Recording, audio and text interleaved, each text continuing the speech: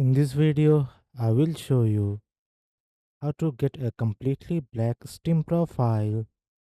Go to the Steam Point shop, navigate to Game Profiles, purchase the Dying Light to Stay Human game profile, which costs 10,000 points.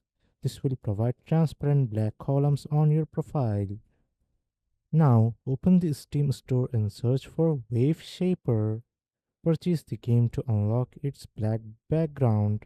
Due to Steam's refund policy, you must play for at least 2 hours before claiming the background. You can either enjoy the game or leave it running for 2 hours. The background costs around 2 euros if purchased directly. For a fully black aesthetic, pick an avatar with black edges. One option is other side, but you can explore similar dark avatars. Now, go to Backgrounds in your Steam profile settings. Search for black and select the Wave Shaper background. Once all three elements are applied, your Steam profile will appear completely black. And that's it. You now have a fully black Steam profile.